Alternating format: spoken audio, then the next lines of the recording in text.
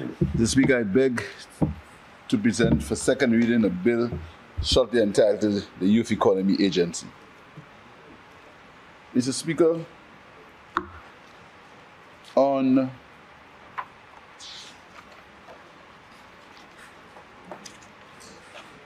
the 26th of April, Mr. Speaker, during my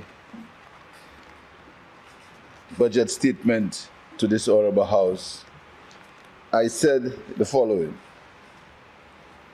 Mr. Speaker, one of the main challenges facing our country is youth unemployment, which remains high on the government's priority. Youth disenchantment continues to be a perennial problem, with over 15,000 young people unemployed. Despite several youth-related business programs conducted by NGOs and public and private sector agencies operating in St. Lucia. It is because my administration believes that every young person, irrespective of their socioeconomic circumstances, has the potential to make a positive contribution to the development of the community, that we have taken up the responsibility to address the apparent deficiencies in the existing youth-related business programs. In addressing these deficiencies, my government will not duplicate existing initiatives, but will support the ones that work and supplement them with new and innovative ideas that meet the needs and aspirations of the youth.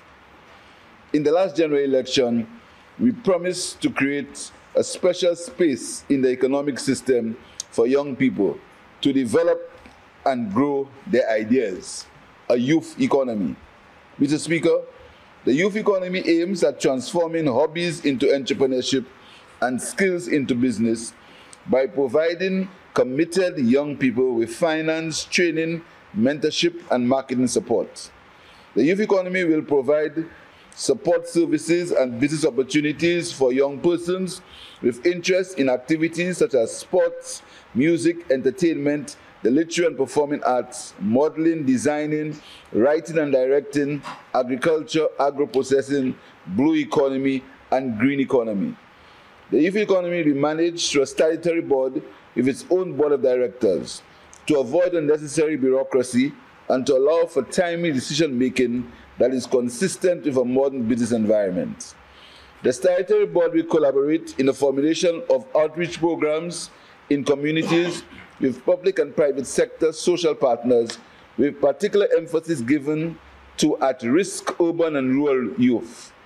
The membership of the board of directors will be gender balanced and with adequate youth representation. The statutory body will address 4 focal areas: training, marketing, finance, loans and grants, mentorship.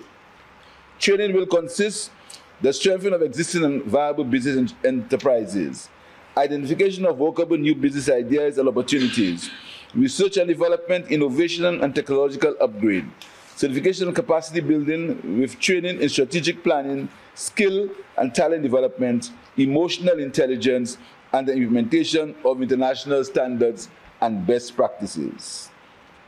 Marketing to include market research, assistance in branding and packaging, to the use of e-commerce, website design development, and modernizing social media platforms. Finance and grants for the purchase of equipment for existing and viable businesses, the refurbishment of equipment and smart technologies, the provision of working capital, and support for new and emerging economic sectors in the blue, orange, and green economies. Talented youth from low-income families should not be denied the opportunity to monetize their skills because they cannot afford the necessary equipment. Talented young athletes should no longer be denied the opportunity to participate in regional and international competitions because of the lack of access to finance, to purchase sporting gear, and to secure travel arrangements. These impediments will be corrected. Mentorship.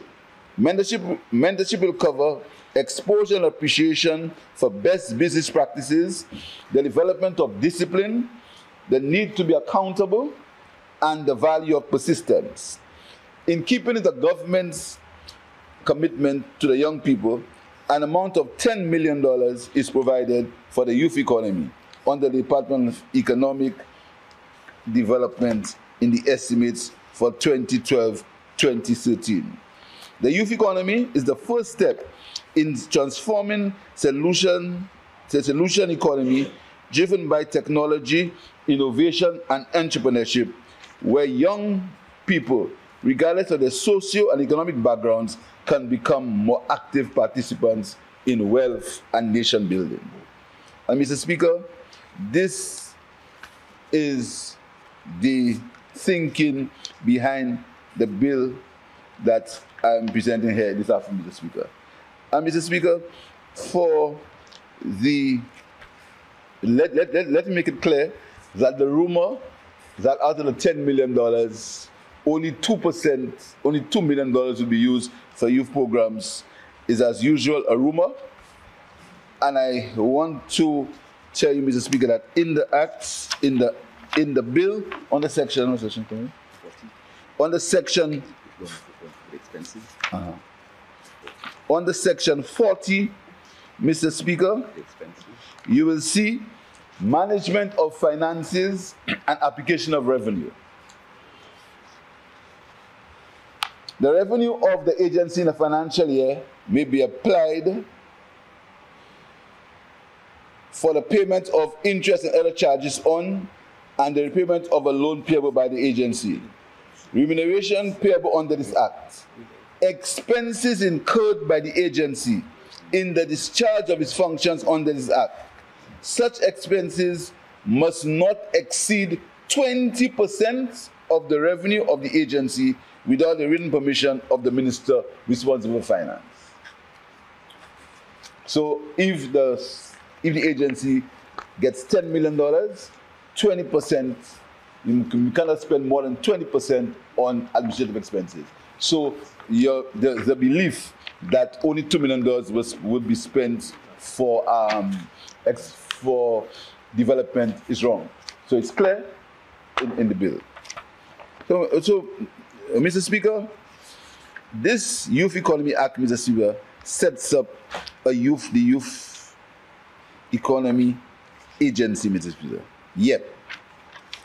And Mr. Speaker, as we said clearly, it's a statutory board that has the flexibility, Mr. Speaker, to run the Youth Economy Program. It's run by a board, Mr. Speaker, and it's also an evaluation committee. Mr. Speaker, I will take you to the board first so that we can deal with what the board ought to do, Mr. Speaker. Mr. Speaker, the Youth Economy Agency is run by a board.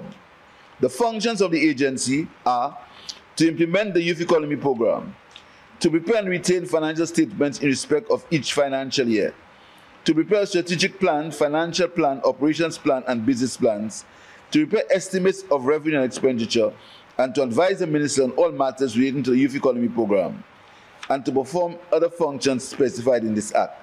These are the functions of the Youth Economy Agency, Mr. Speaker. The agency is run by a board, and the board comprises of the minister shall appoint 5 persons of the board from persons who have experience in and have shown capacity in matters relating to law, business management, career development, finance, entrepreneurship, information and communication technology, and youth development programs. The ex officio members of the board with no voting rights are the CEO and the permanent secretary of the ministry responsible for the youth economy. The minister shall designate 1 member of the board as the chairperson of the board, Mr. Speaker. The board is appointed for a term not exceeding 3 years. The functions of the board: to set the mission, values, strategic priorities, objectives, performance targets, and organizational policies of the agency, to prepare and submit to the minister a strategic plan for the Youth Economy Program, to monitor the performance of the agency against the strategic plan, to receive approve applications for the Youth Economy Program, to review the performance of the Chief Executive Officer, to make recommendations to the Minister for the development of the Youth Economy Program. Mr. Speaker, the powers of the board, the powers of the board are to appoint and determine the functions and duties of a committee, to exercise any other powers specified under this Act or other enactments. And the board may, by resolution of its members, delegate its functions to one or more of its members, Mr. Speaker. Mr. Speaker, the board comprises of an evaluation committee. The evaluation committee, and I'll tell you why, shall consist of the chairperson, the chief executive officer, and any other member of the board.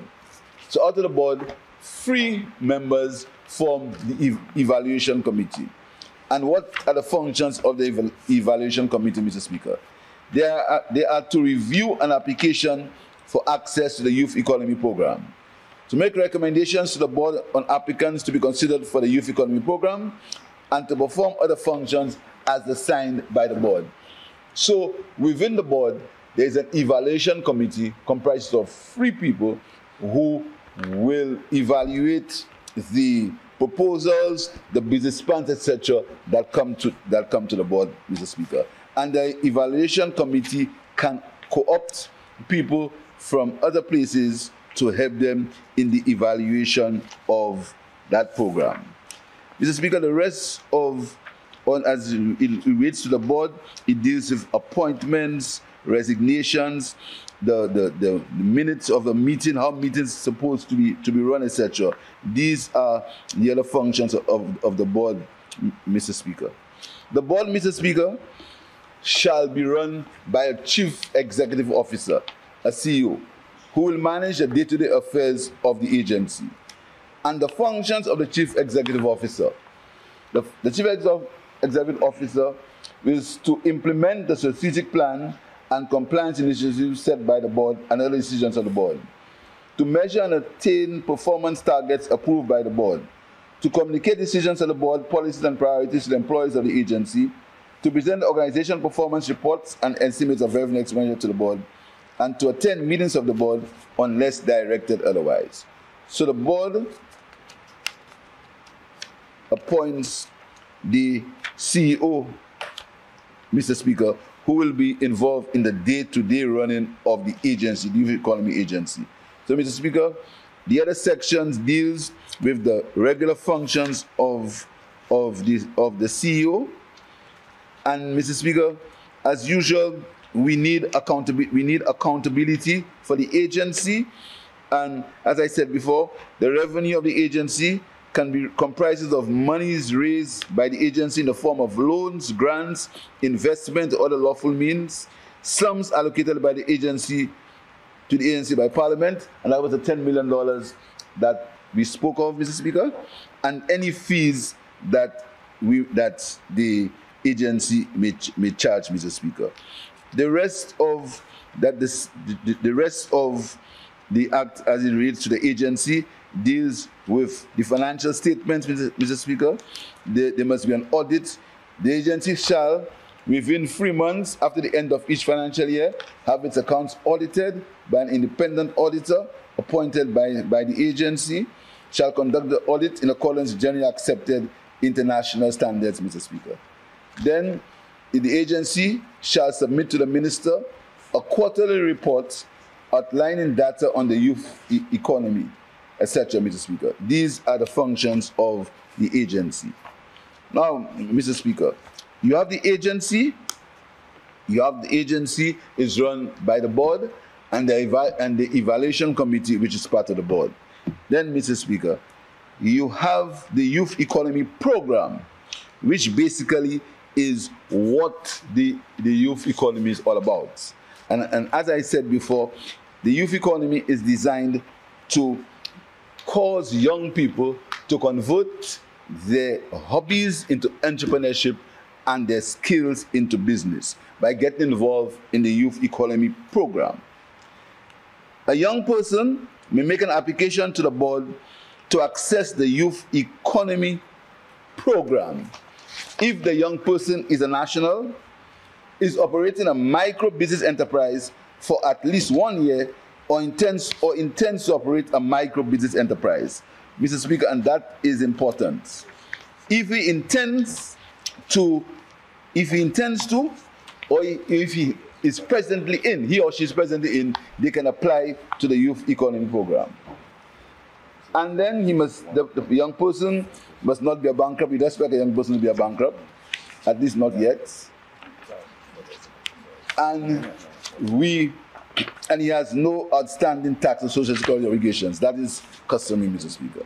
Now, Mr. Speaker, to apply to the program, there is a form, as is said in section 46(2), Mr. Speaker. Now, an application on section 2 must be in the prescribed form, accompanied by, in the case of a micro business enterprise, that means if the business is already existing, a certificate of incorporation or certificate of registration on the Registration of Business Names Act. And that is the difference, Mr. Speaker. One of the differences, where the value of the application is more than $5,000. If you are applying to the program for more than $5,000, you may have to get a banker's reference, if any. If you can't get a banker's reference, you have to produce a banker's reference. If you have financial statements, if any, you have to produce it. A business plan, if any. But, Mr. Speaker, where the value of the application is less than $5,000, if it's less than $5,000, Mr. Speaker, the only thing you have to present is the prescribed information or documents requested by the board. Now, I'll tell you why that is important, Mr. Speaker. Mr. Speaker, there are many, many young people who want to go into a micro business. Again, example, young people who do hairdressing, young people who want to get involved in animation, in graphic designs. They need a computer, they need a dryer, they need a chair if they're going into hairdressing, Mr. Speaker, which costs less than $5,000. All we are saying to them is that you do not have, as a start, you don't have to get certificate of incorporation, you don't have to get bank reference. You can come into the agency, you will be interviewed, and once you can satisfy the agency that you have the will and the discipline, and you have a certain market that you can service, Mr. Speaker, and the amount that you need is less than $5,000, you will get it without all the bureaucracy, all the paperwork that is needed. And that is aimed specifically, Mr. Speaker, at young people from the inner cities, young people with low income. Their parents could not leave anything for them, Mr. Speaker. Their parents, they haven't got anything. Their parents, they don't have any money. The parents don't have any business, but they have an idea. And the idea will cost less than $5,000. So youth economy program will make that $5,000 available if you can follow certain criteria, Mr. Speaker. But, Mr. Speaker, having said so, if the young person is in business already and they want to get more than $5,000, the agency will help them to prepare a business plan. The agency will help them to prepare a business plan. The agency will help them to source markets and to prepare a marketing plan. And the agency will also help them in training to upskill themselves. And that has already started because there is a program being run at the MON for the Ministry of Commerce, Mr. Speaker, which is called upskilling, where young people are being trained to improve their skills. I think it is in hospitality and in health-related businesses, Mr. Speaker. So, Mr. Speaker, it is very important that young people who do not have what they call in the local language, baka, who needs little amounts of money, $2,000, $3,000, $5,000, can get it in quick time so that they can begin their small business. And from there, we will train them, we'll mentor them, and they can expand to get into for their business to grow, Mr. Speaker. Mr. Speaker, there are certain young people, Mr. Speaker, sometimes we say that young people, they're not ambitious, or they don't want to work, or they're lazy, etc. I don't think so. What I think is that we have to find means of employment that young people want to get involved in, things that they want to do. And sometimes, nothing wrong in working in hotels. I don't want anybody to misquote me. Nothing wrong, it's an honorable profession. Nothing wrong in working in call centers. They pay a decent wage. Absolutely nothing wrong in that. But there are young people who do not want to do these kind of things. Young people who want to go into agro-processing. Young people who want to go into a different type of agriculture. Young people who want to go, right now there are many young people involved in the bee industry, the cultivation of bees. Young people, they want to go into that kind. They want to go into modern fishing.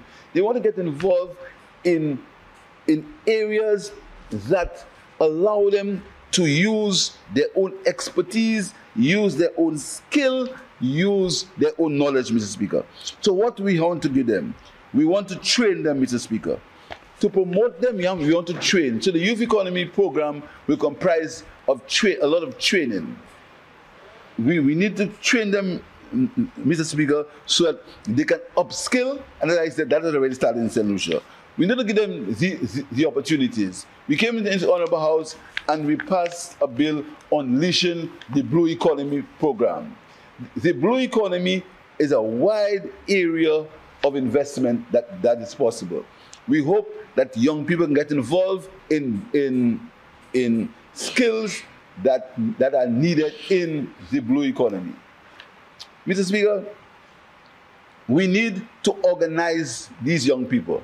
And again, the Youth Economy Agency will help them organize, help them form into probably cooperatives, probably into small companies. They're helping them to organize so they can grow, Mr. Speaker, so they can bring their skills together and they can grow. Mr. Speaker, I'll give you an example. Every year, about 1 million tourists come to St. Lucia. About $700,000, 700,000 of them for cruise ships, and about 1 million come to St. Lucia every year, on average. There are several things that we can offer these tourists that can make them leave more of that money into St. Lucia. The Minister of Tourism has been lamenting, and the tourism industry, how a lot of the money leaves St.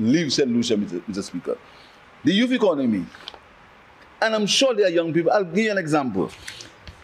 In the business of hair braiding, Mr. Speaker, there are many tourists who want to braid their hair like locals.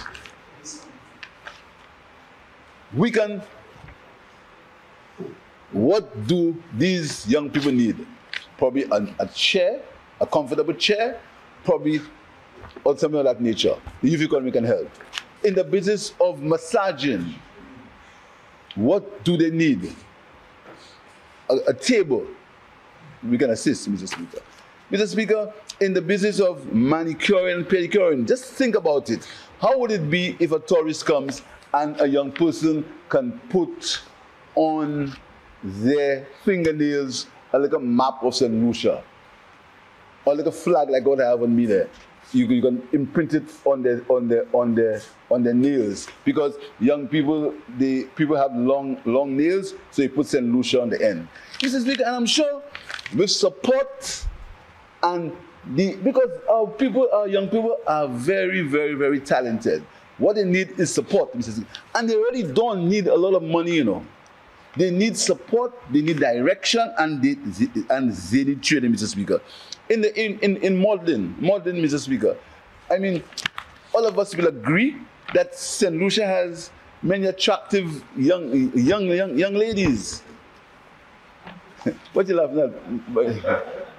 What are you laughing? Mr. Speaker, the memo we put now for Mikun now. That's amusing. There are many very attractive young ladies in St. Lucia, and I may say not only young ladies, Mr. Speaker, young men too, men modeling too. You understand? So we can develop a serious modeling agency with these young people. Last there was a program, Export the Runway, Mr. Speaker. Look at the talent. What about all these designers? These people, the youth economy can encourage them, getting the necessary finance and helping them, creating opportunities for them, Mr. Speaker, creating avenues for them to reach global standards. Sports, Mr. Speaker, sports. We have to start to look at sports now even as an export crop. Because there are a number of leagues all over the world. Football, cricket, some of them basketball. Mr. Speaker, last year, a young man came to us, Mr. Speaker. He got a professional contract to play in France, to play basketball in France, Mr. Speaker. But because he wasn't fortunate, he didn't have anybody to give him any backer, he could not, his coach told him, once he gets to France, he will pick him up and he'll take care of him. Just has to get to France. He couldn't afford to get to France. He didn't have the money to get to France, Mr. Speaker. So what we are saying is we'll treat that as an economic issue, and it can come into the Youth Economy Agency, and that is why we've put the $5,000 limit. He can come and probably get a ticket for him to go to France to play basketball. And these are the ways, these are the ways we want to change people's lives, Mr. Speaker. So we wanted to cut the bureaucracy. We want to cut off some of the bureaucracy that exists for young people. Because young people get frustrated. And only some time ago, we were speaking about the banks. Where to open a bank account, you need 2 forms of ID. So we want to cut off some of the frustration. And that is why, because $5,000 may sound as nothing, but for many young people, if they had $5,000, that would give them a serious start for what they want to do. And that is why, Mr. Speaker, we are making these changes or initiating that, Mr. Speaker. The business of incentives, Mr. Speaker. Every day we give incentives to all developers. We waive VAT, we waive, nothing wrong in that. They say we have to create the enabling environment for investment, Mr. Speaker. But what about a young person, Mr. Speaker? This bill says that if a young person wants to go into a business and the value of the incentives that he needs is less than $20,000 or less, the agency can award these incentives, Mr. Speaker. You don't have to go to cabinet, etc. Can be awarded, these agencies can be awarded, these incentives can be awarded to the young person if they want to bring in something, except things like motor vehicles. We won't give you that. But if you want to bring equipment or you want to bring, we'll get you instantly. Once it's approved, instantly you're going to get duty-free concessions. If it's above that, then you have to go through the normal procedure, Mr. Speaker. And what are these exemptions? 100% customs duty exemptions on imports, including fixtures and fittings. 100% duty exemption on imports of alternative energy and energy-saving equipment, devices, and fittings used for the approved Youth Economy project. 100% exemption from the payment of value-added tax on building material, equipment, and locally produced art and craft. 100% exemption from payment of corporation tax. Speaking about arts and craft, Mr. Speaker, the whole business of arts, of craft, I think in the last time we were in the House, we spoke about craft in Choiseul, Mr. Speaker. We know, again, we want to make it attractive for the young people so that they can get involved to bring it to a different level. Take it from where their parents had it and bring it to a different level, Mr. Speaker. We saw what can happen with bananas. And it is very unfortunate, Mr. Speaker, that some members of the opposition and the surrogates thought it was good, it was nice to believe that they were trying to make an image of me that I was somehow not correct when I spoke about bananas, Mr. Speaker. They tried to ridicule me when I spoke about the bananas. Mr. Speaker, if you see the amount of products that exhibition showed that bananas can do, Mr. Speaker, you will be surprised. The amount of bananas. So, and that is what, but what do these people need? What do they need? Just some working capital. Probably a little piece of equipment, Mr. Speaker, and they can convert these bananas, they can add value, Mr. Speaker. You see, we must have confidence in ourselves and confidence in our young people. And we have to create the environment for them, Mr. Speaker. We have to facilitate them, Mr. Speaker. We have to help them so that they can go forward. Some of them will make mistakes, Mr. Speaker. Some of them will make mistakes. Multi-million-dollar businesses have started, they failed, and we help them. We created opportunity for them, Mr. Speaker. What must happen is that when a young person makes a mistake, especially when it's a mistake made in business, Mr. Speaker, we must not treat them as if they are outcasts and as if they are failures. And that is the mistake we make all the time. A failure in business, once you don't have backer, and once you don't have name, when you fail in business, they ostracize you. We need to change that, Mr. Speaker, because I'm sure there are many young people out there. And I don't anybody tell me that exists already. They have incentives, Tourism Incentives Act and microbusiness. And that's it. That's the argument that I'm going to hear. No, it doesn't exist yet. This is specialist. This is special for the young people of this country. It's special for them, Mr. Speaker. We don't want to get them. We know that there's micro-business accounting, which is good, but we want the young people to have their own space in the economics sphere. They need to have their own space, Mr. Speaker. So, Mr. Speaker, there are different types of businesses, and the program will accept and organize all of them. This is why it says it co-opts the board to look for expertise in other areas, Mr. Speaker. There are businesses that are less than a year old. They need a different kind of treatment. So businesses that exist already, Mr. Speaker.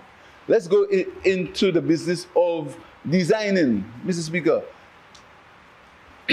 We can create a unique St. Lucian design. We can create our own designers. What do they need? Probably a computer, probably a machine. Probably they can take it to another level, Mr. Speaker. And that's what the youth economy aims at. That is what the agency will do, Mr. Speaker. Get young people to have more confidence in themselves, Mr. Speaker. Both if you're not in business yet, and if you want to get into business, Mr. Speaker. So, Mr. Speaker, there is a large area of e-commerce and digital technology. Every young person has some form or has some knowledge in the digital economy, Mr. Speaker. But what happens? They can convert that into a business. We must create an environment by making sure there's access to broadband services. But what do they need? They need a computer, etc. So there are many people, young people, who can stay at their home and plug in to places in America, as far as India, and work from their home if they have necessary equipment for the digital economy. And that is what we want to create. These are the kind of entrepreneurs that we want to create, Mr. Speaker. So, Mr. Speaker, the operating model for the youth agency, Mr. Speaker, is we have to ensure that the capabilities of young people are taken into consideration. We have to make sure that there's a proper structure and a proper governance, because you can't run any agency or any business if there's not structure and governance. And we have to instill that discipline in our young entrepreneurs very early, that your profit is what you make after you've taken out your expenses. That structure, that discipline, and that is why there's going to be the education and the training. And training is an important component, because you may be a young person and you may have a business. And for the first year, you have the sales are good. But what do? You take it and you put it in consumption. No, you mustn't do that. And that's the training that will come. And this is why there are going to be mentors to mentor these young people. Successful, honest businessmen. Stress the word honest. Successful, honest businessmen who have gone into business and who have succeeded. We can use them as mentors for these young people. And I'm sure there are many people who will want to do that business. Music. Mr. Speaker, during the economic crisis, Jamaica survived on the music, on exporting music, Mr. Speaker. Music, again, is an export industry. We have the Dennery segment. We can develop that business. We can develop that musical talent, Mr. Speaker. What about all the cultural activity that we have? Have we really, and I know again tourism is work, have we really taken our creative industries, and that's where young people are, and really made it into a business venture, creating dollars from our creative industries? Have we really done that? Have we really given the entertainment that tourists need, Mr. Speaker? Just very quickly, the cruise ships come to St. Lucia, and then they drive to Vieux Fort, to Soufrière, to look for the Sulphur Springs. Can we not, in a very succinct way, create probably an enactment of the Laos Festival, and you package it in 20-minute segments and you present to tourists with a little history of what that is all about, Mr. Speaker? These are the things that we want to inspire our young people to do, Mr. Speaker. And that is the purpose of the Youth Economy Agency, to create that environment, to give young people only. And young people, there are people who are less than 45 years old. That is the people that we call young people as far as that bill is concerned, Mr. Speaker. People are less than 45 years old. And so we want to put them in their own space. Right now we are in the process of preparing the office, Mr. Speaker. And the office has to be young. It's got to be a young office. It's got to be an office where you have vibe in there. Vibe and agile and flexible. Right. Flexible and agile, Mr. Speaker. So because, I will hear the argument that exists already, that's nothing new. I hear that. That's sour grapes. What I'm saying is, this is the first time we're going to have a dedicated agency for the young people of St. Lucia. First time, Mr. Speaker. So, Mr. Speaker, young people are very excited about it. And they're very excited about it, Mr. Speaker, because they yearn for something of that nature. They yearn to get into business. And we must ask ourselves, if we have all these established things working, all these things that we say we form, all these things we have, and then we have not got the benefits that we intend to get, why can't we change something? Why don't we do something new? Because we have all of them. We have all these things that we say we have. Maps and naps and all these things that we say we have. But why haven't we got the returns? And this is, to our mind, a dedicated agency dealing with leadership, financial management, business strategy, operational efficiency, sales and marketing, and human resources. all designed and designated for young people only. Working with young people, but being very transparent and accountable.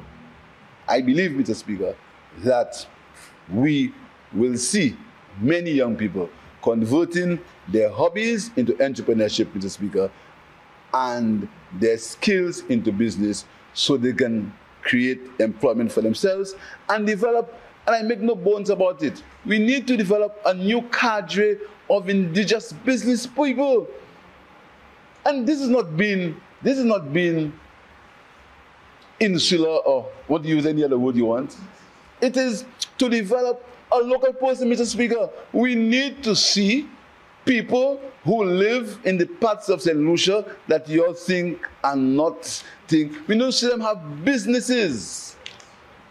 We need to see them from Bellevue and from Marchand and from Bapatat and from Fula Show. We need to see them have businesses. We need to give them opportunity to create, to use their talents and their skills, Mr. Speaker. And I make no bones about it, Mr. Speaker, because all we do is that we just castigate people and put them in a corner because they have no name. Everybody has a name, Mr. Speaker. Everybody has a name. What you must do is you have to be given the opportunity to develop your name so that you can make a contribution to yourself and your society, Mr. Speaker. And that is what we hope. We hope this is the first step. The initial financing, Mr. Speaker, is $10 million. That's the initial financing. But the Taiwanese for the upskilling program, they will work with us, Mr. Speaker. What we intend to do is all the youth programs, we intend to bring it under one umbrella, Mr. Speaker. We intend to work with the Ministry of Agriculture, young people in agriculture, but bring them under one agency, the Ministry of Tourism, Mr. Speaker. We intend to work with them to create employment for young people in one economic space designed for the young people solutions. Mr. Speaker, I thank you.